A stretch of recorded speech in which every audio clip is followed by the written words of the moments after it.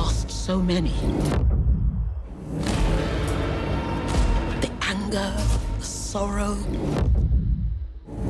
You will never rest knowing that she's out there.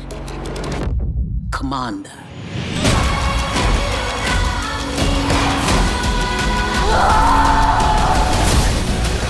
Silco spent his whole life trying to rally the Undercity together. Like it or not, you're a symbol. You have the chance to pull it off. Firstly, congratulations on the season 2 of Arcane. Thank you. I Thank mean, you.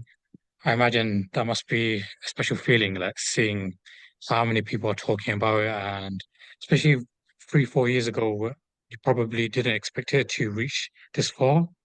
I don't Yeah. know, but I guess before we dive into the questions relating to Arcane, I wanted to get to know you more as a person and an artist. So I was looking into your own profile, and you mentioned that you're a singer and an actor. Do you mind giving a bit of a background of how you got into acting and singing? Yeah. So I grew up in North Carolina. I was born and raised in North Carolina. And when I was like two-ish, I just had this is how the story is told to me. I had so much energy that my parents, they were 40 with a little boy, didn't know what to do, and the only thing that I would focus on at home was watching Wayne Brady on Whose Line Is It Anyway? I would be like, oh, Wayne Brady, Wayne Brady. And so that was like I think the beginning of me sort of being captivated with the arts. And at the time, my sister was doing musical theater and, all the stuff like doing the little ballerina thing.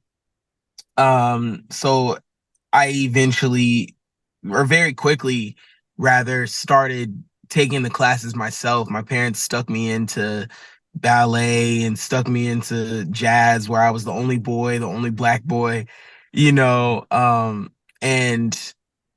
I just kept up with it. And so I did musical theater for years. And in North Carolina, I did a lot of musicals like Les Mis and Oliver and In the Heights, the Who's Tommy, just like some really, really great musicals that were really formative for me. And then when I was 12 and a half, 13, I had the opportunity to go audition to play Little Michael Jackson on Broadway. And so it's crazy because I actually wanted to audition for it the year before, but when I was going, my teacher sent a note to my parents and were saying that I was having behavior issues and all type of stuff. I didn't have, I was like missing worksheets or something like that. And my parents are big education people. They're always like, what can we do to make sure that, all of our kids are have everything they need under their belt, for whatever they want to do in life. And so as I was, really getting into the musical theater thing, like I was doing Boy Scouts, I was playing baseball and all type of stuff, but the musical theater was sort of where I was just so focused, and it brought the most joy to me. And so my parents were really cool in allowing me into those spaces, and so then a year later, I got my shit together. I ended up on the honor roll, and so then they allowed me to go audition, and I ended up booking that show, and that was the start of my professional career. So did that show, went on the first Broadway tour of that. I went to, I want to say like 23 states. And playing Little Michael, and it was crazy. I mean, it was one of the most wild times. Like, as a young black man, I saw stuff going around the country. Like, it was around the time Mike Brown was killed, and so we were in St. Louis when there were riots in Missouri, and we were doing the show, which was about Motown. It was about, how Motown came up in like the civil rights unrest and all of that. And so we were doing this musical, and it was echoing the same thing that was going on in the streets. And so we would look out the hotel or look out the theater, and it would be fires. People would be rioting, and we would, like, it was such an interesting thing to see at that age, being a minority in this country, and also, being a young male minority. Not a lot of us get the opportunities to have those types of realizations from that age. It wasn't directed towards me at the time. I was still just a cute talented kid, but it was so formative because it just, like, I got to see firsthand how people felt, in different places. And so that was really good. And eventually I left that show and moved to Los Angeles. My parents were like, yeah, like, let's keep this thing up again. If, you'll focus on your education, making sure that you're providing yourself with the best things for the best opportunities in life, like, you can go for it. We'll let you in this atmosphere. And so we moved here to LA, and I started high school, and I went to regular public high school, and uh I was having a hard time focusing on school and my auditions. And so I switched schools and went to this like private school type of situation for kids that are in the industry. So at the time there were a lot of influencer kids, like Demi Lovato's little sister was one of my really, really good friends. Just like it was like my girl, she always calls it like the Victorious School. It wasn't like the Victorious School per se. I didn't go to like the actual Victorious School, the art school. I had a lot of friends that did. I went to, like, it was like a small type of X-Men type of school, and it Makes was sense. just, we needed to go because everybody was having auditions and needed to be off for work and stuff like that. And so that ended up being whatever it was. And then I ended up just switching to online, which I wish that I would have done the whole time in high school, because I ended up graduating early, and, like, it was just a much more seamless situation, and I think I would have been able to do more work. But through my high school years, I my first job off of the musical theater, I sang on this show called Blazing the Monster Machines. Um, and that's, a kids show on Nickelodeon, and that's what got me started in the voiceover. I didn't voice the character, but I sang all the songs. They have songs on the kids shows that teach the kids lessons. And so I was doing that, and I just sort of, like, fell into more types of art. Like, I started doing stand up heavily because I was staying down the street from a comedy club in Burbank. I started recording music heavily, and I started working with this guy, Amir Wyndham, who, he was part of the team that brought Bruno Mars out here with Atlantic, and and like, just a lot of old, like, I guess 2010s type of influence. And he was with Atlantic at the time, but he was on his way out, and so he was like, I just want to sort of, like, use my knowledge and resources to develop you, and then so you don't get shelved or anything like that. Like, we don't need to focus on the label shit. It's just, like, about learning how to build. He was really just artist developing me, and showing me the types of things that these artists do to prepare for projects, and the ways that I can sort of permeate the space. And so that was really great. I was able to sell out a show at the Mint by the time I was 19, the Mint on in Hollywood. And it was crazy. Like, the Mint is kind of a small, I think the venue holds like 280 or 300 people. We had like 500 people there out the door. For my first EP. Neo showed up, and couldn't even get in. It was like that. And it was just like, it was a blip of time where things were just kind of like wild, like post or pre COVID. And so that was really the trajectory. Like, I finished high school and I worked a little bit more. I started doing Cartoon Network. So I announced on Cartoon Network, coming up next on Cartoon Network. I did that Oh for wow. some Mm, time, yeah. And I did a couple of like guest stars on Nickelodeon, like School of Rock and mm. Henry Oh, okay, yeah. Danger, just like auditioning and I was on Mm, Station 19, did small mm, guest stars here and mm. there, which was really So cool. how did you get into, because you started off as stage acting and obviously singing as well. So how did you translate that into voice acting? Because that's clearly a different Yeah. kind of field. Yeah, yeah. So when I was doing the Blaze and the Monster Machine, the way that I got onto that job was when I was doing the musical. We came out to LA and we did the show here. And somebody that we met, I mean, this is the land of like networking and connections. Somebody that we met Mm, who came to see the show, he brought his family out. My dad is like a very big connector type of guy. He's like, mm, we bring people to college and help them transition, da da da da da.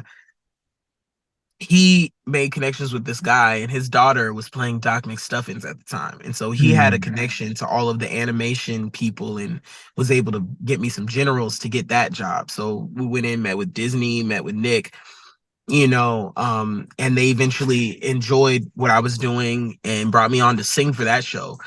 And, mm, years went by and I did that. And um, I ended up meeting with this agent, and the agent was like, man, like you have all of this voiceover capability, it's crazy. And credit too, at that point I had done that show on Nickelodeon for like 3-4 years, like hundreds of episodes, hundreds of songs, you know and he was like, it's crazy that you're not going out for more voiceover. And I mm. was like, yeah, I don't like everything that I've done sort of after Motown. I've just sort of been following, like not chasing after, but somebody's like, oh, you should check this out. Okay, let me check it out, and if it goes well, like with stand up, I started doing stand up because I always wanted to be on Saturday Night Live, and thought that Yeah. was like, that was going to be the route that I had to take out of high school. You know what I mean? Mm, And so I, I signed with this voiceover agent. And it's crazy because I auditioned for the Cartoon Network job and Arcane in the same week.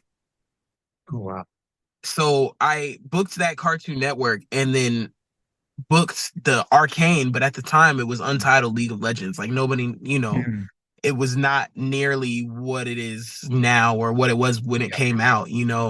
And so I went in and I just did the thing. And I was talking to David Lyerly, who did the casting at Mm, the rap party a few weeks ago, and I was like, bro, like I literally could not thank you more because I would not have been able to see in myself what you saw in me, and in turn now what the world has seen in my performance. You know what I mean? Like I've always wanted to attach myself to projects and things that are just like deep art, like mm, Arcane is.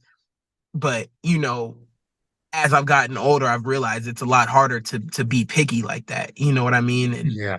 it's crazy and beautiful because that's all that I've been able to be a part of in my professional career. Mm, Things that are impactful for people and things that like are artistic to me. You know what I mean? Um and so yeah, that's sort of how it happened. And I think that that's like what is really good about Arcane. It's the fact that it's not really voice acting so much as it's like, acting for this medium. mm. You know, That's a fair way to put it. like I've done like video game stuff with Riot. I've done Mm, a lot of separate video game stuff, and recording for Arcane is different than like recording for our video game Convergence. They mm, give us scenes like it's on stage, or on camera. The scenes are written like that as opposed to like, oh, you have like 5 lines and then you're gonna do some screams and some grunts and barks. yeah. And so I think that that goes into what makes it feel so dynamic. Mm. You know what I mean? That makes sense. I guess I'm wondering, because Arcane is animated. So, these are a couple of quick fire questions to round Yep. off your why not about you. Are there any animated characters that you grew up on wanting to emulate? Mm. Um,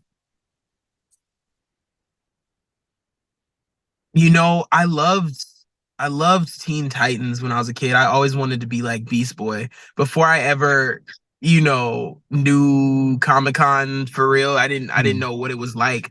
I had a group of friends in the musical theater groups that we loved Comic-Con, and so we all picked mm, superheroes and would dress up as the superheroes and stuff. And we were mm, like, one day we're gonna go to Comic-Con, and I forgot. mm, And now I go to Comic Cons all the time. I'm like, bro, this is so much mm, different than I never could have expected this.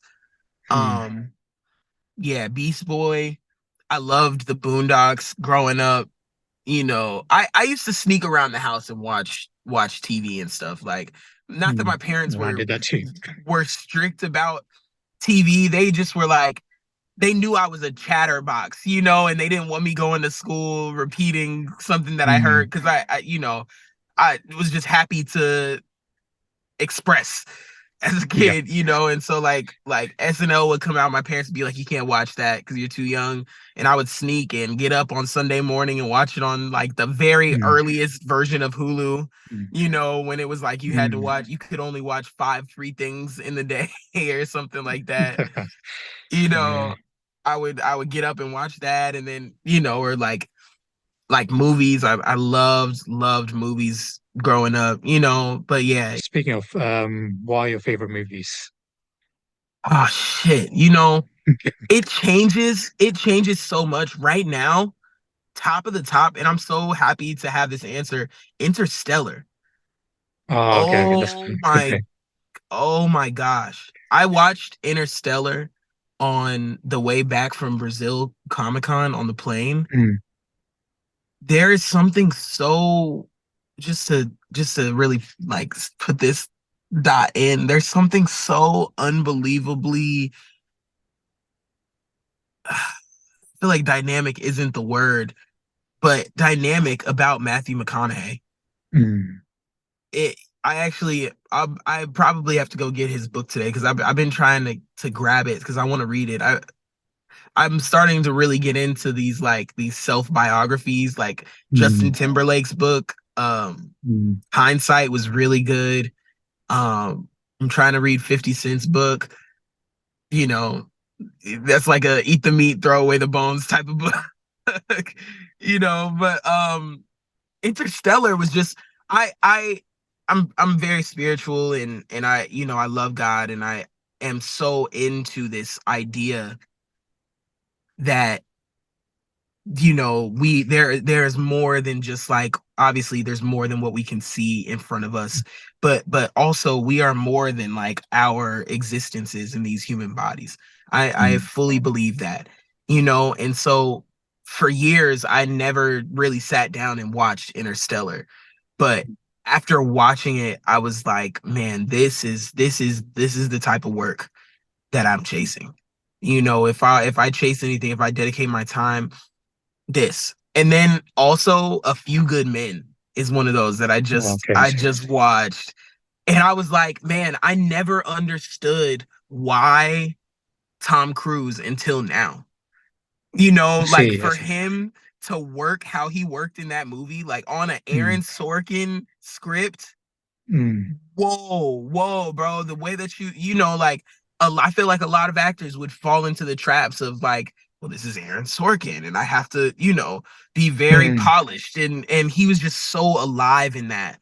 Like after that, I was like, bro, I want to be Tom Cruise. you know? All right.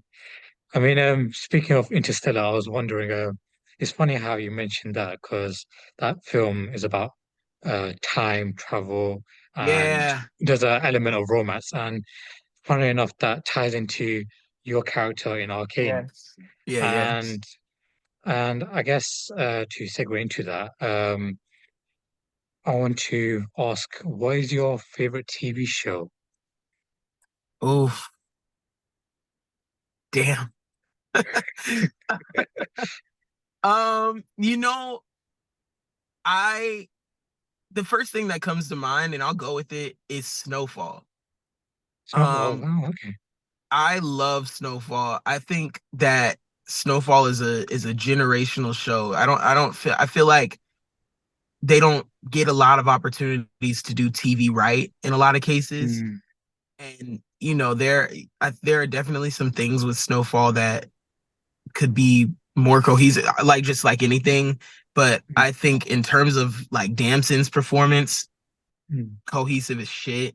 My homegirl Rain, who was in The Wilds with me on Amazon, she's continues to be a super fantastic performer.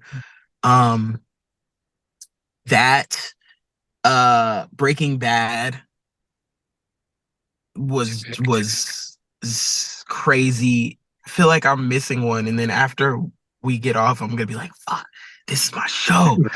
You know, Have you I seen yeah, the Wire by any chance? The Wild. The Wire. Wire.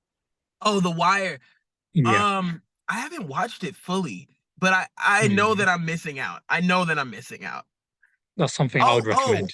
Lovecraft Okay. Country Okay. is is a super fan favorite in our house. Mm. Kind of shitty, but True Blood. We just finished Super, I watching. see. We skipped out on so many nights out to stay home and watch True Blood.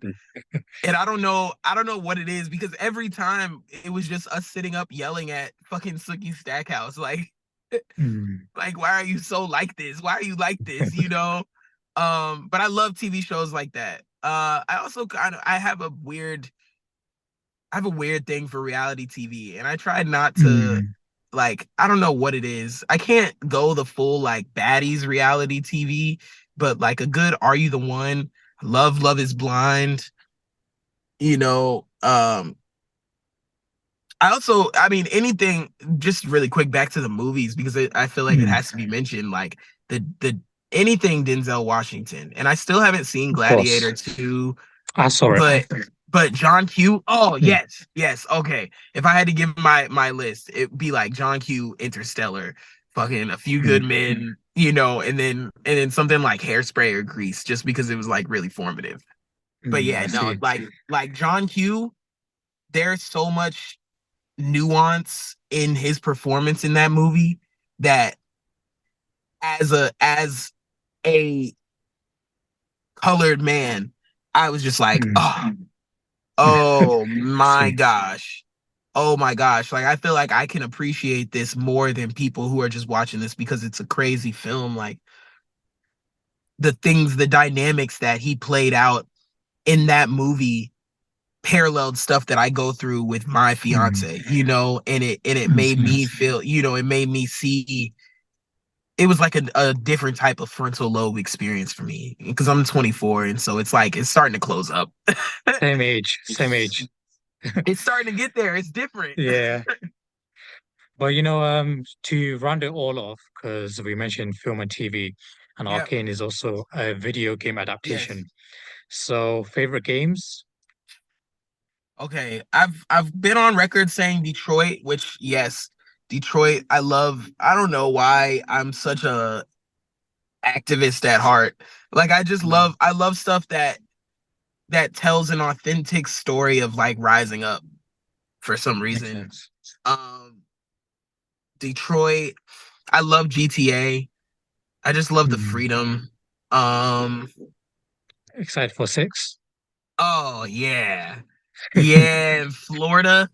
What Mm. we gonna see we gonna see how it goes. I'm very excited for that. I actually I really enjoy the game that we did too, Convergence. It's hard. All of the games at Riot are really, really tough.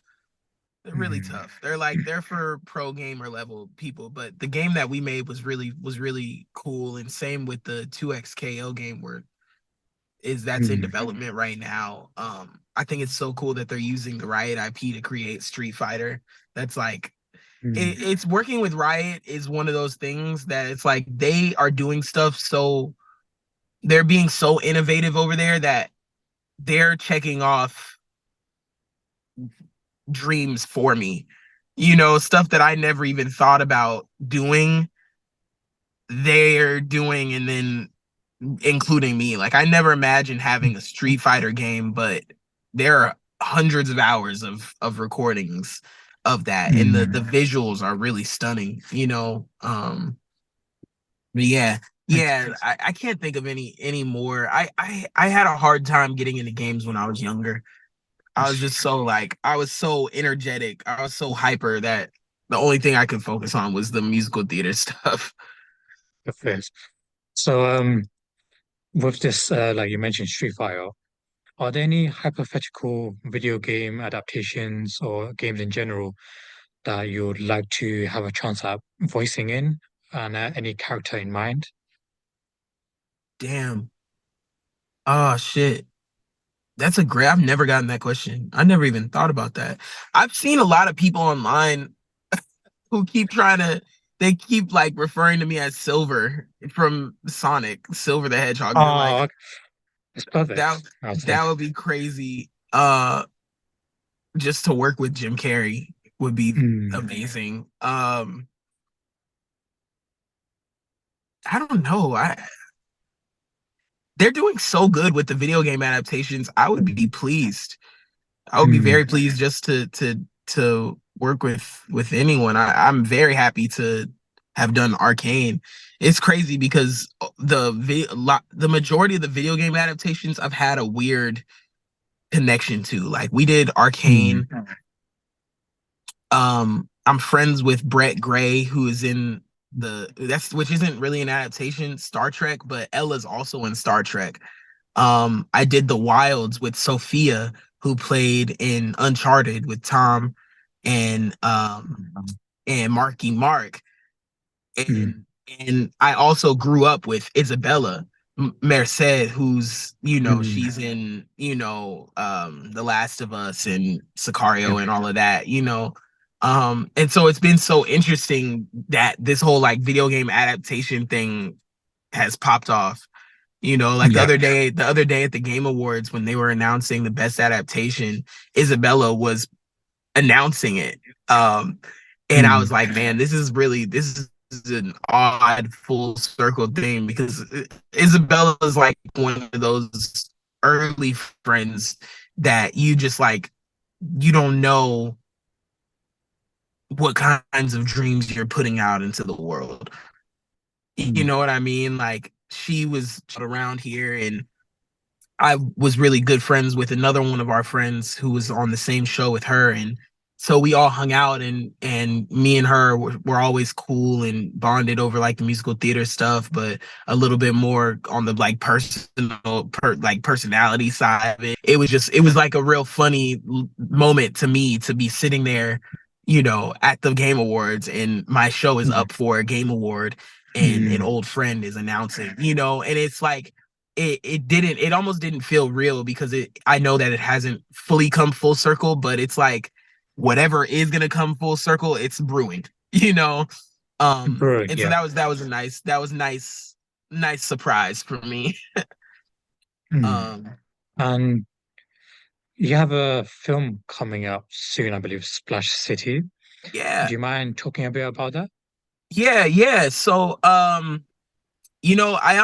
don't know exactly the deal with the release, but I'm pushing to try and get us to at least screen it this Mm. summer at DreamCon, RDC Okay. World's DreamCon.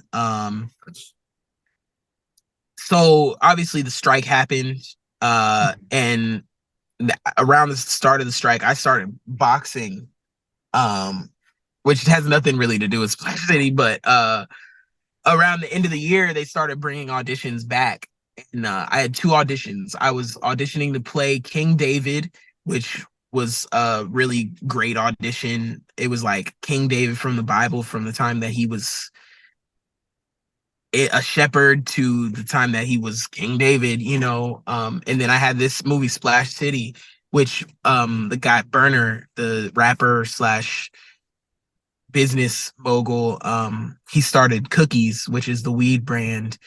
Um, they have a huge market for cookies, and he wanted to be on his Scorsese shit. To be honest, like he just Mm, wanted to create a great movie about the Bay because they feel like, I'm not from the Bay Area. This is sort of mm, their echoed message. They feel like there's not many movies about the Bay Area, and let alone like hood classic type of movies.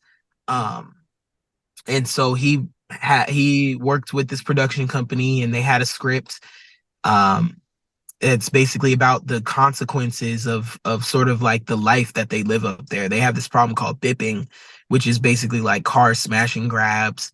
Um, and I mean it's a real problem up there. It's actually really insane, and it gets pretty violent. Like to the point where we went to the hood that we were filming about, and they were like vandalizing the front of the police station. Like mm, the main crime motherfuckers out there stay on the block right across the mm, street. Like they stand there, hang there, deal there, all mm, that type of stuff. They get down there, like, mm. and so we, go out here, and it was crazy because everybody in the city was super excited about. Burner is not a traditional movie guy, and so Mm. he made this in the way that he wanted to, which had its ups and downs, and that is all a part of making an independent film. But it was really cool. It was my opportunity to it was my first lead in a feature film. Um and it's a really, I mean, it is a really great script. And I liked it. I gravitated towards it because it didn't feel like just another like gang thriller. The consequences that were displayed in that movie were so important to share. And that's one thing. I don't want to play any characters that just sort of perpetuate just like negativity. Like I don't mind playing a villain, but if I can't find a justification, as the actor, then it's just like egregious at that point. There's Mhm. no real reason to be, like playing Ekko. I've gotten so many messages of people who are like I really look up to you. I really Mhm. really respect what you've done, and all of this. And that's beautiful, and that's, I'm glad that people are affected by that. It's not exactly why I do it, but Mhm. it's like with a great power comes great responsibility type of Yeah. thing. And I want to usher in this new generation of like, we don't have to label these things so much, because sometimes these labelings and these like ideas, these stereotypes harm us. You know what I mean? Like I've had to dodge so many auditions. I just turned down an offer for a Tubi movie where they were trying to have me like Brett Kavanaugh. Oh, wow. Like just like, and while that might be compelling to watch, Mm, while that might be compelling to play, I just don't. I didn't. The script didn't have any reason for it. There mm, was no reason for it. It was just a part of an element of the story that had no justification, and that type of stuff to me is like you're just trying to put shocking shit on camera and mm, use, like I don't want to to use my gifts to harm anybody. You know what I mean? Or I would rather do something that's like morally gray, like Arcane, where mm, the justification is like, well, if you grew up in his circumstances, or if you experienced what he experienced, or if you saw what he saw, then maybe you would react like this. Maybe. mm. That's the type of stuff, because Yeah. that's like really human. That is human. Yeah. We have situations like that every single day. And to me, I'm like, bro, whether I'm juiced up on compound V, or like, you know, like Yeah. I was born like this. Like I have to be able to see it. Mm. And I think that that's like the stuff that survives. It's not the stuff that nobody can relate to. Yeah. So to dive into the show, I Yeah. mean, personally, for me, I really loved season two, and I thought your character especially was a major highlight. Thank you. And I guess I was wondering what even drew you to Echo in general, since you mentioned that you're auditioning for it. Yeah. Um, Honestly, I think I've said this before, or maybe not publicly, but there was something so liberating about being able to do Echo. Like growing up, I keep bringing it back to this, but this was a huge part of my life around these times. Like growing up as a minority in this country, I really faced a lot of like trying to figure out how to assert myself as a man, you know, Mm. understanding how people feel about young black men, understanding, how people feel about men that do theater, understanding that I kind of can't be defined by either of those in one way. It's it's it's been very interesting, and there's something so unapologetic about the way that Echo carries himself that I wish that every young minority person had the chance to be like in this world, man or woman. And especially to play Echo during like the 2020 riots and stuff like that. I led a couple of protests here in Los Angeles, and I said this. I don't think that I would have been able to do that, which I needed to do for my life. I needed to do that. I don't think I would have been able to do that had I never heard the words that Echo had for Caitlyn, or had for the people who, had for Heimer, the people who couldn't exactly see his vision, like his penchant for health in his world. you know I just it that was really what called out to me. Like his it reminds me of like echoes of like Dr. King or Malcolm X. Like he, by any means necessary, especially in season two, like there are people who are waiting on me. you know that type of energy is something that I've always wanted to embody, and I never knew exactly how to embody it, without giving more of myself than I have to, without, being too tolerant, or, now I'm understanding more of a reserved side, because when I was younger, I was very like everybody's friend type of person, but eventually I started getting run over, because I just wanted to be so appealing to people. I wanted to please people and show people like, oh, I'm not trying to be a threat, you know, and it's just like you can't do that. When you have a talent for something, there are people who don't have that talent that want that spot because they want to prove themselves also in the world. And so I always and always will heavily appreciate how serious Echo is about what he says. I it's like something I aspire to be every single day. Makes sense. And as a stage actor, and since you transitioned into voice acting as well, Yeah. and for a character like Echo, how do you prepare for that kind of role? Like, could you take me through that kind of recording day-to-day basis? And like, because Yeah. you imagine you're limited to just your voice, Yeah. and that's all we see. Yeah. Yeah. It's nice. It's for some reason I can hear the what they're reaching for when it comes to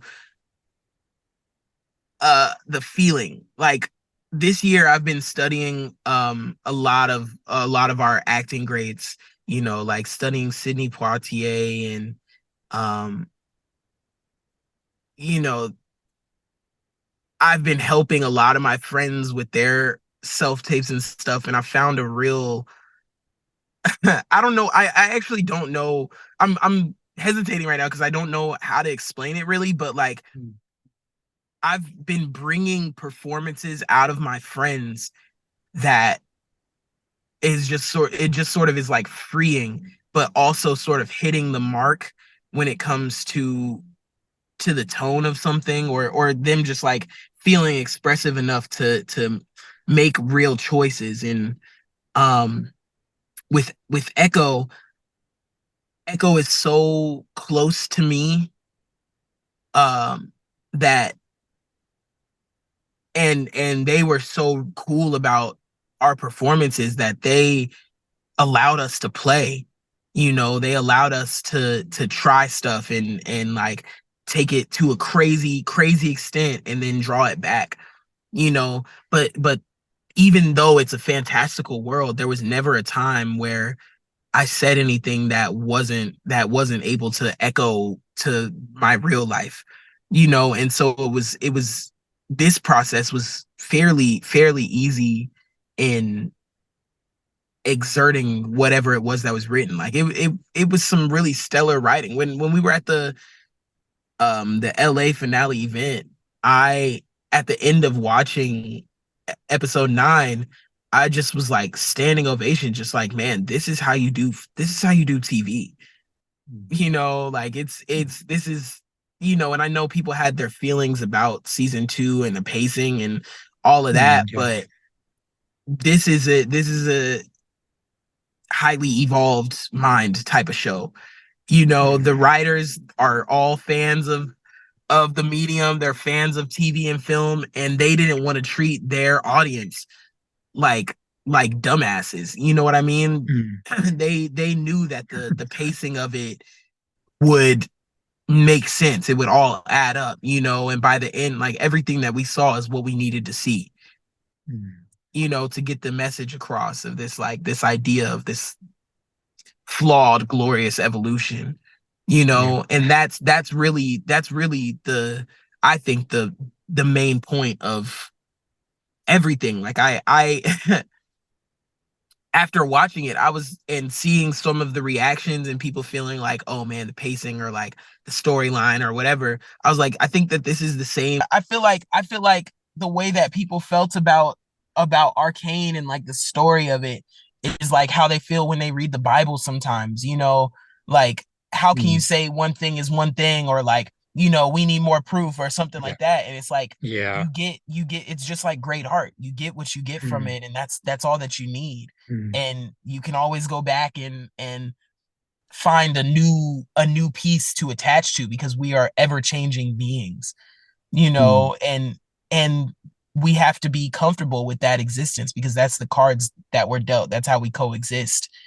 You know what I mean? We don't need this higher level of perfection. There's Yeah. something waiting for each and every one of us, Mm. um if not just to be here to see great art, Mm. like one of the highest compelling things on this planet, you Makes know sense. um and so I enjoy how flawed it might be, Yeah. because it's intentional. And Like the people with Fortiche, they're insane, they're crazy.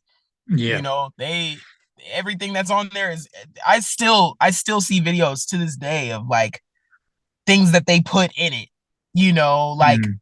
the when Ekko was at the end of episode 7, when he was going back to his universe, and the Yeah. hex core thing like comes across his face, and you can Yeah. kind of see the other version of Ekko. I didn't see that when I Yeah. first watched it. I'm like, whoa, this is madness. It's like Mm. genius work. Yeah. And it's difficult not to bring up episode 7, because I would say, I mean, most people would say that's like your episode in a way. Yeah. And I guess in a funny way, you could say season 1, episode 7 has that feeling as well. With your encounter with Echo's counter with Jinx on the bridge. So I was Mhm. wondering, what is your reaction to both of these episodes in general when you first saw them? And what does it mean to Echo in general? Yeah. Man, it's crazy. The first episode 107 is amazing. it's crazy to me that it is like heralded as one of the best fight scenes, or it's like the bridge fight is like something that's super memorable to people. Yeah, I didn't think that it would be like that. Like I thought it was yeah, something epic, but I thought that it would just be something that got swept under the rug because of yeah, the overall just like glory of the show, which was fine with me. But it's nice that, like these performances as Ekko, they are as true as I guess it could get. I guess I have the luxury of saying that because I did it, but I couldn't have given more. I mean, I could have given more as a performer, but in another way. But for this circumstance, I couldn't have given more. And so it's a very vulnerable thing for me to receive or to hear it, to watch it. It still is kind of odd hearing myself like that. And it's funny because I'll watch myself on camera like it's nothing. I might have a little bit of like like I could have done this, yeah, but it's really weird, and I kind of stay away from it with this, which is weird because I love the show and I want to watch it all yeah, the time, but they got the best stuff out of me, yeah, and so to watch it is just it's just kind of crazy, like especially 207. I still am trying to unpack what just happened, mm, what kind of contribution to the world this has been, and as a person who's like main mission in life is to bring joy and storytelling to this world in a new way. It's just kind of crazy to be at 24 and have already contributed to something as compelling as Arcane. mm, You know, um, yeah, yeah. I mean, it. I just keep like replaying the moment in my head in 107 when he like is like, huh, and they slow mm, it down. Like yeah, it's hard for me to take any credit for it. And I tell people that I've told people that all around the world where I go, and they're just like, no, but that's you brought that to life. And it yeah, just is, it's not, it, it's a very disassociative sort of thing, because mm, in those moments when I was recording, I was really trying to live. I was living in it, mm, and so to know that these moments that I bled for, mm. like episode 209, when I went into that session, randomly my nose started gushing blood as I was Oh, walking wow. in. And it's I have allergies, but it's very small Mm, window of time, and it was not that window mm, of time. I was literally driving, and out of nowhere, both of my nostrils, but I went in there and mm, I knew it was my last time recording as Ekko and Arcane, at least, or I've done video game stuff, but my last time recording is that Ekko. And I tell you, like I just went in there and just had a field day. I was like, I don't have anything else to give right now, mm, and I really threw it to the wall. So like if you go back and listen to 209, the emotions, well, really like 207 and 209, the emotions, the little moments, the you know, the reactions to stuff, that to me is the work. That to me is like the stuff that really brings this show to life. Um, as opposed to like other things. Like they, will say the line in the animation and then have like a type of thing. yeah, But this show is very it breathes, yeah, yeah, that type of stuff. And it's crazy. It's crazy that they've been mm, able to create this type of art. yeah. It still kind of blows my mind. Like, this is not the kind of cartoon or I guess animated show that I'm used to seeing. But like seeing this and then also Spider-Verse around the same time as well, it feels like a really encouraging kind of period for Yeah. animation fans. And especially because they're giving a lot of marginalized voices their turn Yeah. and to be heard. Yeah. So I guess I was wondering, your dance partner, I would say, how is it like to work with Ella? Yeah, Ella's such a joy. Honestly, like she's a true firecracker, Mm. but in like such a refreshing and polished way, you know. I mean the first of all, the talent on that girl is impeccable. Like she is is British as hell, but Jinx is just such a like character out of a different world. Mm. And that to me is like it's so amazing. I have a thing with you Brits. You guys are all so gifted. And You know I what's love funny is, love you know what's London. fun, what's funny is that Ella and I were from the same area. Oh So wow, yeah, so that's it's kind of, crazy. that's how I like when I first saw her this year in Fallout. I was Yeah, thinking, oh, who's this person? And then I tell her, oh, wow, she's just nearby. yeah, And now you're speaking with you and you worked with her. So it's kind of, it feels like a yeah. full circle moment. It's working So, out. That's what's so up. I mean,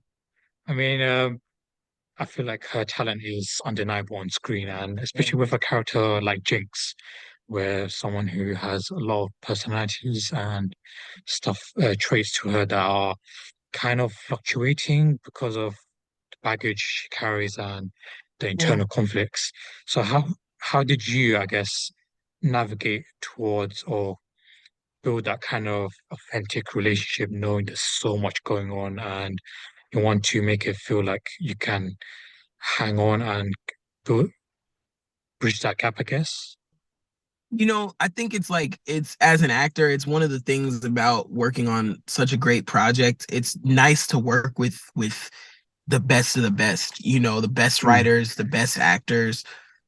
And so to hear me and Ella never recorded together, but I would record lines, then they would take it to Fortiche, they would do some more mm, render, she would record her lines, and then they would switch it up and bring it back to me, and we would mm, like adjust the little moments that we needed to. Um, and to work opposite such great work, it gives you more of a freedom to find new worlds where this could be true or this could be true, which all inform just really really compelling moments, and these moments that make people cry. That's like what's great about watching somebody like Denzel Washington. He really really is great at finding these moments as if you've never seen it before, but I've seen that before, but I know it. I've never seen that before, but I know it. And I think working opposite Ella on Arcane, it was a lot of that, because with Jinx, you could easily write her off as, oh, she's just another Harley Quinn type of character, but she's really mm, not. She mm, has so much trauma that she's working through. That's why she's like this, mm, and that's why it was so beautiful to me at the beginning of 209 when Ekko is doing whatever he can to try. Like, mm, it's so crazy for me to think like, man, after shit 15 years or something like that, this is the first mm. conversation that they're having where there's not a crazy fight. Yeah. It's it that is that scene originally, what they were shouting at each other, like Mm. like Oh, from a distance. But the team, I guess, went back and did the lines with her, and it was much better when they were mm. that close. And Um, Echo sort of like letting his defense down, you know. and there's that one line you say in that scene, always a dance with you. Yeah. I want to know, what do you mean exactly by that? And I guess, how does that summarize your relationship with Echo's relationship with Jinx? Yeah, yeah, always a dance with you. I mean, I think that it goes back to when they were like babies with one another. It's had a journey of meaning. like when they were kids, they probably played around, danced, da da da da da, and then as they got older and she fell more into Silco and Shimmer and all of these things, it then became like, oh, we're doing a dangerous tango, because I don't really want to kill you, but you are doing such horrible acts and working for such horrible people that I have to, be who I have to be, which is another part of something that's so strong with Ekko. He sees what he loves and wants to live. He has a inkling of an idea of how things could be, and he's very, very strong and pertinent on getting those things done.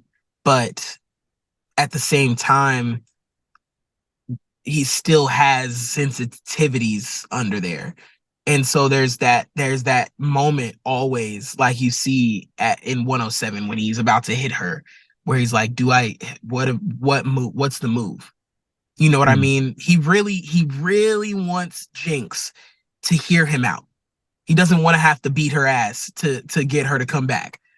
You know what I mean? Like, he really wants her to hear him out, and that's why he didn't hit her at the end of 107. That's why he gave her that breath, because he was like, why are we doing this? Like, this is my friend. But she's so wrapped up in her own trauma, that she can't see, even until she notices. And I personally think she notices that he has, they give us the shot of her sort of looking at the Z drive and stuff. I think that he's finally says something that makes her realize, like, this is not just him trying to control me, or not just him, he's not a hallucination. He's not just like, he's really trying to get something across, so at least I'll listen. Because I say, don't, I don't think she really wanted to die. I don't think yeah, after all of her fight was Vi, like her fight was finding that familial connection. And after all of that, the circumstances weren't enough to me for her to be like, oh, yeah, I'm ready to end it all. It's just like a trauma response, really, you know. would would you say that she was waiting or looking for Echo in particular to help get her out of that space, or would you say it's fate? I'd say it was fate. Right. I think that she went with him because he was the only one that could. He's the only one that could get through to her, even though they've been fighting for however many years. I think he's the only one that could get through to her, and because of that, it was right on time when he got there. And I think that that's the reason that it was right on time, because he's the only one. Even Yeah. Vi couldn't. And it was funny because it pissed me off watching in episode 3, I want to say, when Vi and Jinx fight, and Vi has her by the neck, and Jinx is like, I'm glad it's you. I'm like, yo, what? Ekko wasn't good enough to get you or something? Like, what the heck? So you get it. You understand what's happening. But yeah, no, I definitely think it was like a fate type of situation. I think it was the Arcane. Like, I think it was that future version of Victor who allowed I think that that's why he put Ekko and Heimer in the reality that he put them in, or they ended up where they did. Like, I think that version of Victor, or whoever version of Victor, realized that this isn't good. People deserve their own rights and whatever. And the only people who can figure this out are, it's pretty much Ekko. He'll figure it out if it's meant to happen. Like, and that's, I think, the significance of Victor being like, in every timeline, in every story, you were the one who brought me this compassion. So it's interesting they call Ekko the boy savior, but as I'm speaking now, I'm like, Victor really is the reason. Like, I don't know. Maybe I don't know. I'd love to see like another type of universal, where another universe what went down. You I mean, know, I'd love to see in other universes if our relation, the interaction between Echo and Jinx would go. Because I imagine if it's in these two universes, it could be more. And there's always different ways. Like we see in the alternate universe, there's, yeah, I guess you could kind of say it's powder before, without the yeah, influence of Silco Jinx. What if it was on your side that had that kind of switch that Jinx gets from Silco, and it's just a regular powder that meets that kind of Echo? But then I guess I'm wondering, with working with Ella, did you ever get to discuss about the time bomb relationship or your characters in general? What does she think about the ship? have we talked about time? Not like explicitly. It's just Mm, sort of one of those things. Like I maybe see Ella like 2 or 3 times out of the year. mm, Very rarely, mostly whenever Arcane stuff comes up. And so I've seen her a couple of times this year, and we've been to a Comic-Con together, and it's just kind of one of those things of like, man, the fans are crazy. Like them and their theories, I don't know though. I don't know what she thinks about it. I gotta ask her when I see her again.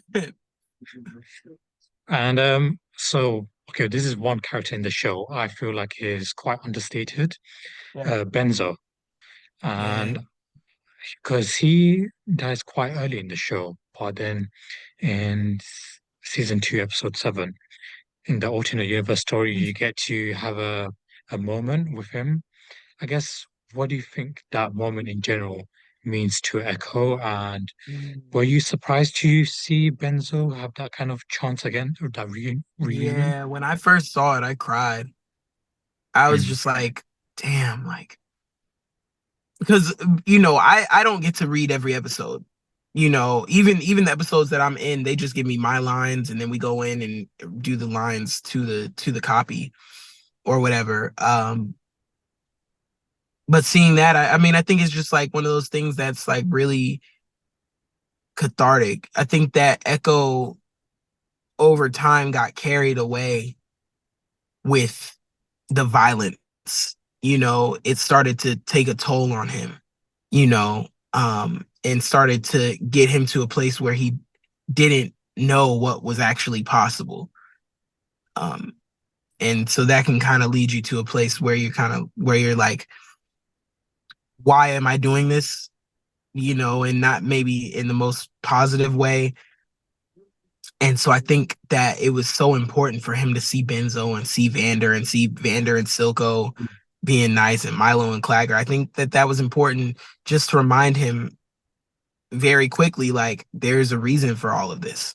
Every bit of how I feel, I can't just stay here and do whatever or mm, just live in this reality. Like I have people back home who need me. You mm, know? Oh, sorry. Yeah, yeah. But I mean that moment when I first saw it, I was like, man, it's one of those things like seeing every piece of this show is like, oh man, so and so is gonna feel crazy about this, or the Time yeah. Bomb fans are gonna feel like, oh man, like it's unbelievable. It's unbelievable. And because with the time bomb, there's also like Arcane itself is, I would say the music is quite a highlight. And in episode seven, there's the special scene which I love and most people love, especially is the dance sequence. And Yeah, in that scene, the soundtrack, My Mayor and Me plays. So I yeah, was wondering, when you first heard that song, did you hear it while you were watching the show, or did you hear it before? And what was your yeah. reaction to it? Yeah, we actually, me and my girl, so we make music. She's a former writer with Rock Nation. Um and we we write a lot of my music together, and she put me on to Stromae years ago. He didn't have any followers. Like he was still coming up, but he was huge. Obviously, he was huge in France.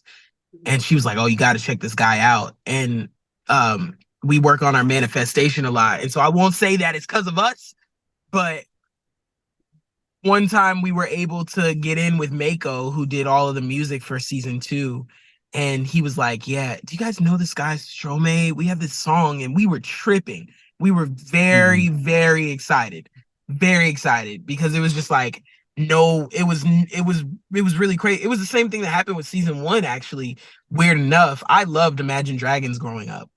And so I felt like it was wild that they were on the soundtrack, but I also had recently really fallen into like JID, JID, and so that was crazy. But when I did the Wilds, my friend Sophia, who was in Uncharted, she's really good friends with JID, and so for my birthday, she got us all tickets to go see JID in at a festival in Las Vegas, and we got to hang out with him. And we did not know that he had done the theme song for Arcane.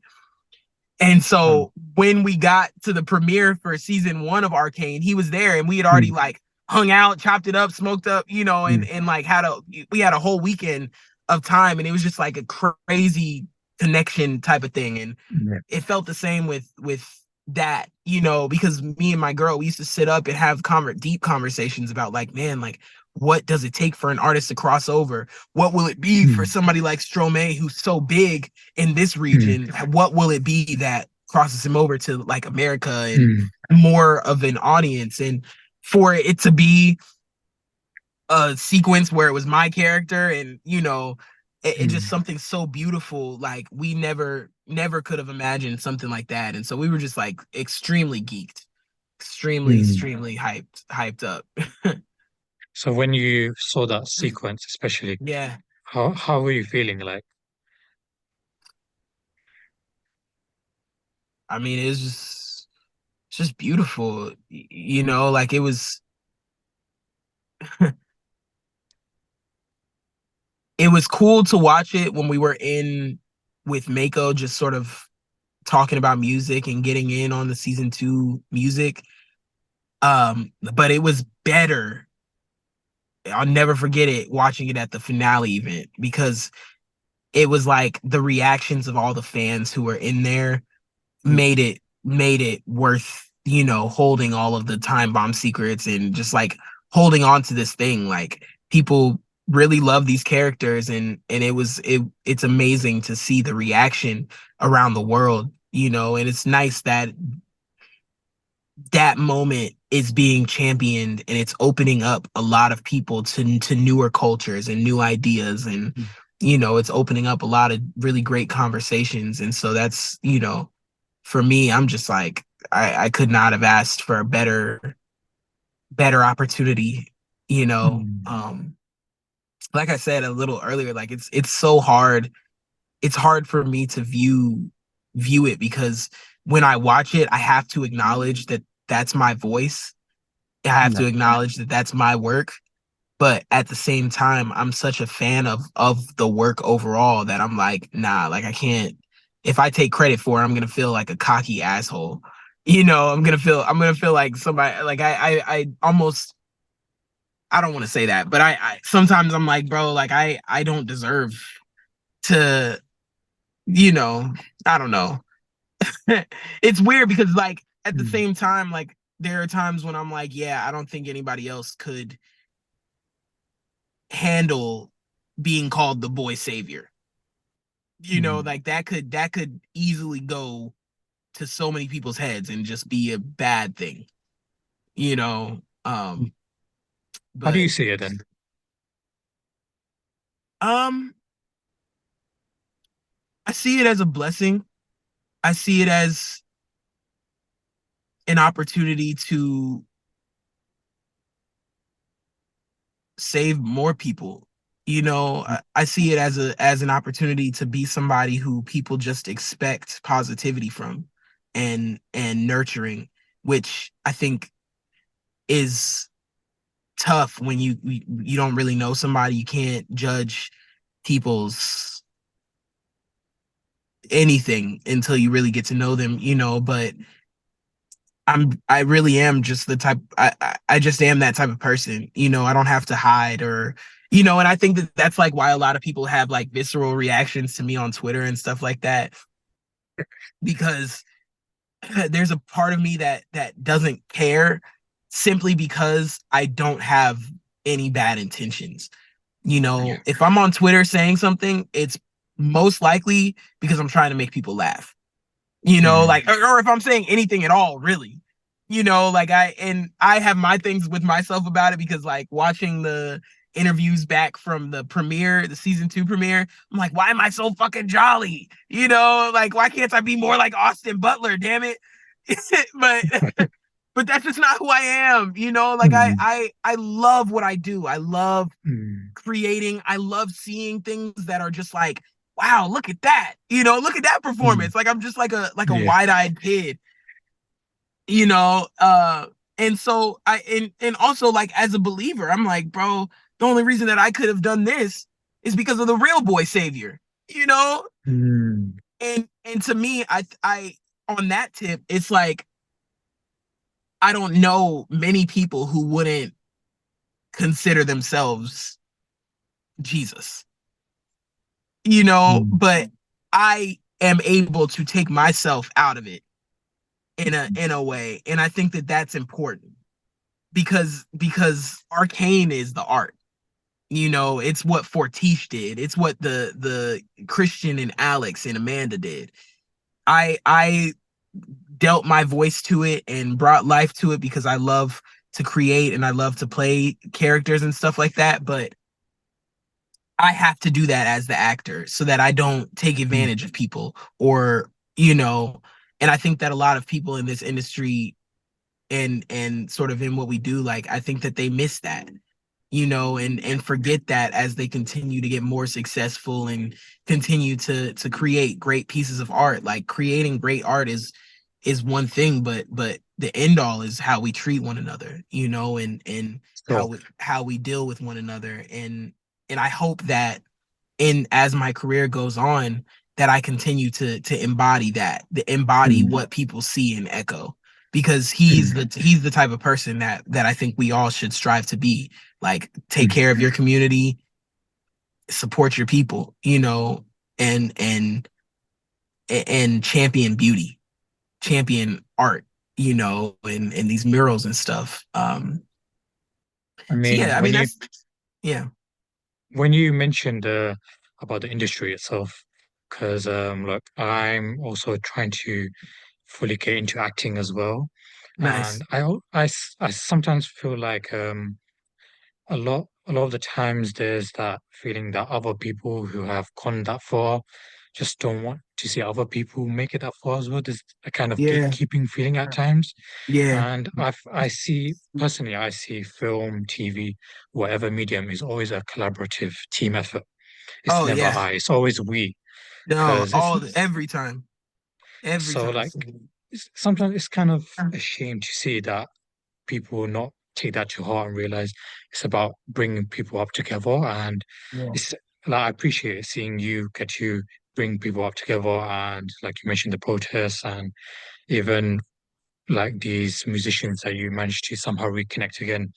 It just makes like it gives people like myself, who's also like similar age, that hope as well to get there as well. Yeah. So that's I just want to express my appreciation for that. And Thank you. Yeah, um yeah. I mean, it's like it's a collaborative human thing too. You know what I mm, mean? Like it's not just the art that we create. It's like how we react to it, how we respect one another. And and it, inspire. it's yeah, yeah, yeah. Seriously. And so regarding because I feel like your energy itself, it feels reminiscent of Echo, which I'll take it as a huge compliment personally. But I would say regarding Echo and with that similar kind of attitude and I guess freedom of spirit, I would say, what do you think changed Heimerdinger perception of Echo to make that decision at the end of episode 7? I think that I think that Heimer is such a sensitive soul, and I think that he probably never really dealt with some of the stuff that he saw in the course of his life. Mm. And I think that maybe Ekko had the same type of persistence inside of him that Heimer did when he was young.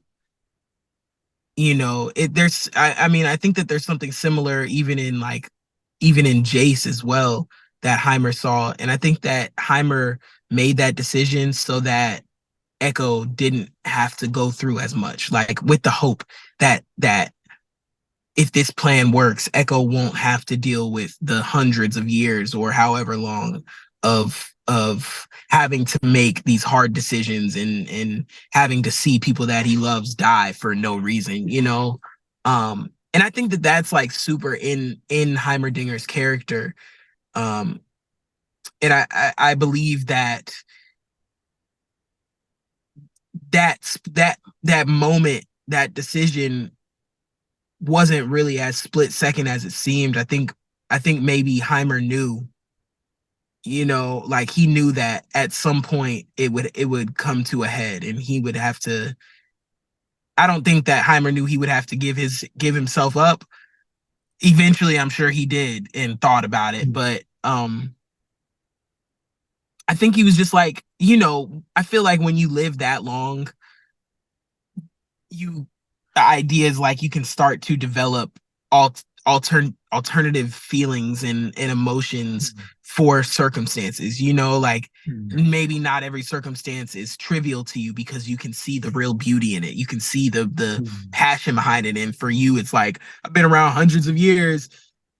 It's been a long time since I've seen the passion, so I'm gonna do it for the science of it. And I think it was one of those things, like, how often do you get to see a young lad do something so beautiful? Let me do what I can to help. And I think that also it was a bit of Heimerdinger guilt. A bit of Heimerdinger guilt. I'm sorry, my phone almost crashed out on us. Can you still hear me? Yeah, a little bit of Go. that Heimerdinger guilt that, like, I never helped, never did anything, or I barely helped. Like, I think that that changed for him Mm. in that in those series of moments. And like starting the show, you mentioned how you wanted characters like Kate to see Echo's vision as well. And I guess you could say Heimerdinger saw that vision, and Yeah, that's why he spurred that change. But yeah. speaking of sacrifice, because that's what Hmm. Heimer does, I wanted to know, like, whether you can say or not, in the finale of the show. When you rewound time to finally breach Victor's boundaries, what did you sacrifice? Because I feel like you rewound time longer than usual. Everything, everything. Just like Echo at the beginning of that episode trying to save Jinx, like that is almost if Jinx isn't coming, I'm not doing it. I love the community, but I can't do this without my queen. Mm. um and Echo is so smart that when that worked, it was like, all right, now on to the next phase. And this next phase, this final phase, is one of those things that's like, this is it. Like, if I have to do this or don't do this, then all of everything else was for nothing. Mm. All of that work, and so I think that, like, that type of decision is like easy.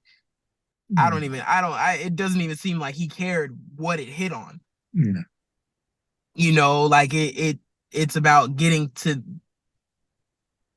I don't even know what inspires the decision to, like, just destroy, like, Mm. let me throw this at his head.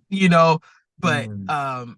yeah, no, I think that was like a really easy sacrifice. I think Echo already was feeling like, I've lost everything, you know, especially by the time this is happening and these like weird things are spawning everywhere. Yeah. But even more like there's a reason for this. You know, there's a reason that we got here. Let me just go for it. And the strength, the internal strength that he had at the last second and just be like, yeah, fuck it.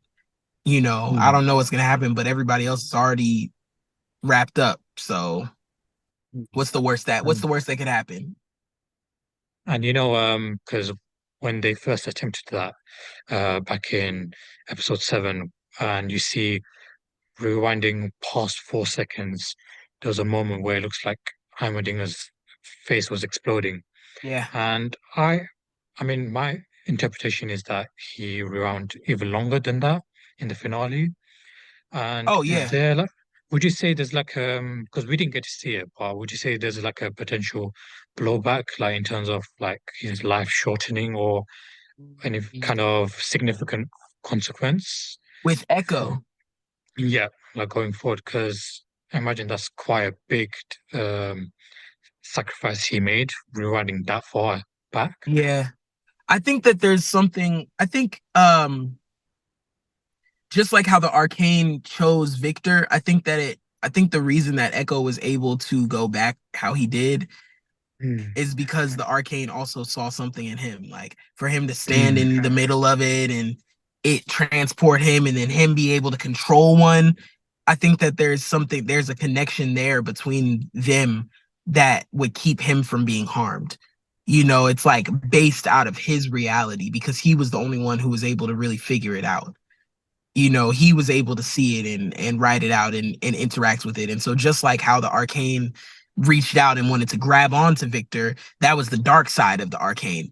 The lighter side of it reached out with Ekko and guided Ekko towards the tools to find a way to harness this energy and cultivate it mm, into something that could be useful because that is Ekko's destiny. No matter which universe you look at it from, he's going to save his people.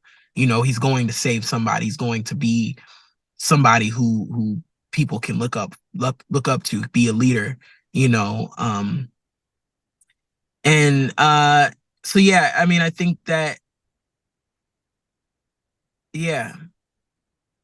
one thing that's uh big that came out of the show is the Timebomb fans, and like I was not expecting that at all, and the amount of fans that garnered, and especially the love for Ekko and Jinx.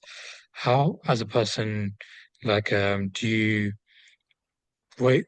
I guess I'm wondering, what about the fans? Did you expect them to draw into Ekko and Jinx's relationship, or how did they get drawn to that from your own perception? I I actually don't know how the whole time bomb thing started, to be honest. I think it was like a few lines here and there Mm. in the game from some years ago that were like suggestive or like, oh, I think Ekko said something like, I used to like you until you started talking to that gun or something like that, you know? And then in the Bridging the Rift little mini series that they did, Amanda Overton said something like, oh, wow, like there's some sort of different tension here. Like I feel like these two characters could be in love. And she said Mm. that, and it sparked this whole thing, this whole conversation of like, oh man, Ekko and Jinx, Ekko and Jinx. And then when I saw it, I was like, wow, this is like people are gonna go ballistic over this. Mm. Um, but the reaction, it's been very interesting. I mean, it's like I love conversation starters that like bring conversations between men and women. You know, because I feel like there's such a disconnect, you know, which might be like real natural or whatever, but I love the coming together of men and women and the characters of Ekko and Jinx are so complex with one another and their relationship is so complex with one another that so many people have so many different opinions about who's who in the relationship and what it is, you know, how they interact with one another and it's just fun for me to see because I'm sort of, as the actor, I just like played the moments and then left it to everybody else. And so it's funny to see like people be like, "Oh, Ekko is thinking this," and I was like thinking about chicken and waffles or some shit, um, but it's nice also. Like I love that people are getting like perpetual expression off of these characters. Mm, It's something that I'm like discovering every single day. It's literally a mm, new thing every single day since it's come out. And a lot of people around me are like, man, the second season has hit a lot harder than anybody thought. And I agree. I mean, people are everywhere I go, people are like, oh man, like that I know, people are like, bro, like I can't scroll without seeing something about Arcane. And I'm like, wow, that's mm, amazing. You know what I mean? mm. That's really it's really beautiful. I'm glad. Did you expect the Time Bomb fans to be so keen on every single detail and find all these kind of, I guess, interpretations that maybe you weren't even aware of? I mean, I knew there would be like really deep art, fan art and edits and stuff like Mm. that, but I definitely did not, somebody sent me a dissertation. Oh, They wow. sent me like a thesis type of paper from American University on young black assimilation into white culture with the basis of Ekko and Jinx's relationship or something like that. Like what young Wow. people do to assimilate, what they did to assimilate back in the day versus how they Mm, assimilate now. And I have to finish reading it, but it was crazy like to be able to draw that parallel from these two kids who just live in this world, that that to me is the extent of Arcane, and that's why I feel so comfortable being like Arcane is one of the like best pieces of contemporary art there is. mm, You know, I mean it's just so compelling, and there's so many ways to look at it, and we don't get a chance enough to have projects that are like this, that are just really, yeah. really filled with love and attention and care. Mm, that makes Yeah. sense. And in the because with the finale, I think you once mentioned that your favorite scene of Echo and Jinx is the encounter in the finale at the start. Yeah. And obviously we can infer what happened, but then uh I guess from your perspective, could you elaborate on that transition between intervening for your friend or potential partner and then the transition to later on when you're teamed up and you're clearly on the same kind of wavelength? Yeah. Yeah. In terms of playing it or just like my reaction to it. I guess like playing it and also story-wise, like a character, like Yeah. what goes on to have that kind of progression and make it feel Yeah. so earned and, you know, Yeah. rewarding. Yeah, well, I mean, in terms of playing it, that is my favorite moment by far because I've had that conversation before with friends like when I was younger and stuff, and so it was nice to be able to play that out, like I am such a believer in this life. I don't, like I said before, like I don't believe that this life is for anybody. You don't have to be a big actor to have meaning in your life. Mm, Um and so for Echo to value Jinx's life even though she's killed some of his friends, that to me is like the most important message that we could share in the world. Just because somebody is harmful to people doesn't mean that they can't be rehabilitated or reached, you know.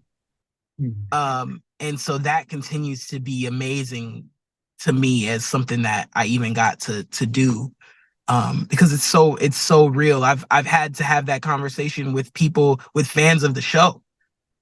You know, Mm. I've gotten some really scary messages from some people, you know, just not seeing the value in their life, and saying like Arcane is one of the only things. And I'm like, well, do it because there are things like Arcane. Stick around because there are things like Arcane that can bring you some more understanding, more relatability. You know, this life isn't easy. It's not meant to be. It's not. You know, we are battling like flaw consistently. You know, that's why we write superheroes and we write these stories, because we need some relief from the harsh reality that like everything isn't perfect. But if everything was perfect, then we wouldn't have expression. You know, we wouldn't have this like this idea of free will, and you know, we wouldn't have connection with one another. And It it wouldn't be who we feels, are. you know, it feels good to connect with people. It feels good to have a great Mm. conversation. It feels good to Mm. love one another, you know. um we just have to get past this like selfish idea, this overarching selfish idea that like, oh, I need to be loved the way that I want to be loved. You know, like of course you should be loved the way you want to be loved, but also everybody's different, you know. And it's much more meaningful to come together and find a way for everybody to coexist than to single each other out and be like, okay, what do you need? Okay, what do you need? Okay, what do you need? Okay, what do you need? Okay, what do you know? Mm. Let's find and sit on some common ground, Mm. you know. In terms of its reception, I don't know. I think that it's crazy. It's cool that season two has hit as hard as it has up front, but I feel like it will be more meaningful as years go by. I don't know, you know, what Riot has planned. I haven't recorded any, you know, anything or signed any on for anything new or anything. But I think that the stories that were told and the ideas that were touched on in season two are very meaningful. And I think that over time people will go back and see it, and it will have, you know, there's more wrapped under those performances. You know, I think that there's more layers, and there's more ideas that have to come out. And you know, I was nervous because the election was around the same time that the first few Oh episodes were gosh. dropping, Yeah. and I was like, ah, shit, ah, shit. Yeah. I hope we don't Politics and a start political nothing. show. You know. And do you think like Echo speaking with Jinx, do you think there's any line in particular spoken or even off screen that was said that really gave her that nudge to reconsider, or was it just the presence of someone, friend, a former friend, if you will? Always dance with you. I think it was that always a dance with you line. Mm. You know, Yeah. he wasn't barking anything at her. He Mm. wasn't, you know, even that like, I just want to talk to you, pal. Jinx. Yeah. You know, she's like, you're trying to game me. You're trying to Yeah. game me. I don't want it. But when he's just like, listen, I'm just trying to, you know, I'm just trying to play. I'm Yeah. just I'm just trying to play, really. You know, I just want to play again. You know, I don't want to Mm. fight. Never wanted to.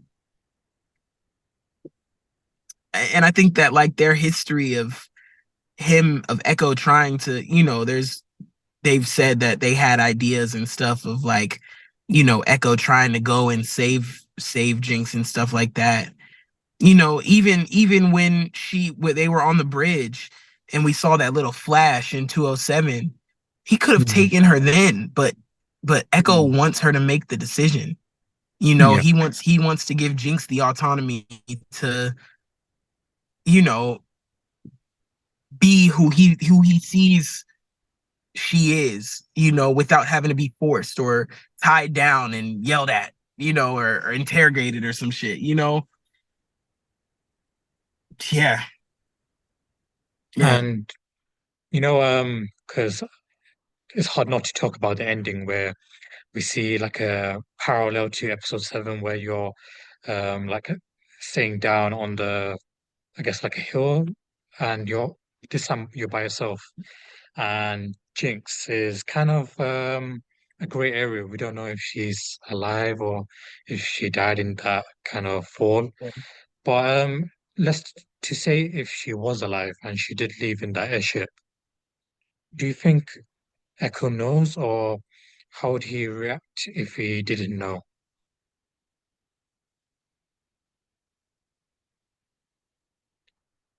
You know,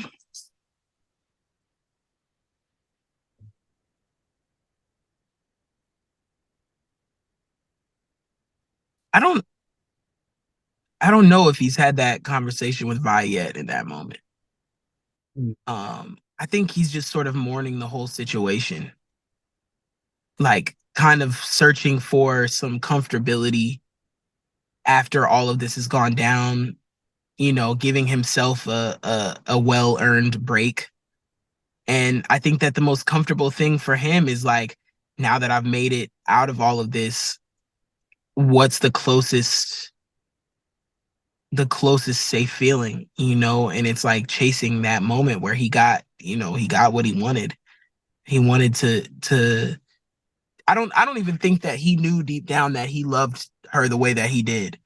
I think for years he was so frustrated with her her avid like pushback that he didn't get a chance to explore the feelings that he had for her, and then to see her in the alternate universe in the light that he did, and just like really put a face to this idea that's looming over him always. I think that felt very comfortable to him, and it's like a constant reminder of the reason why he does all that he does, the reason why he made decided to come back. And so I think that was what that moment was for. I think that he needed a chance to say, you know, um, Mm. Do you think they'll reunite at some point, or potentially yeah, pursue that relationship? I think they could. I mean, if she's around, I mean, I know the theory of her being alive or dead. I don't, we didn't see the Mm. body, so shit. Yeah, It could go any way. but I guess we have to leave it to fate. Yeah, yeah. I mean, if she's around, uh, if she's around, then hey. And hopefully we can pursue that,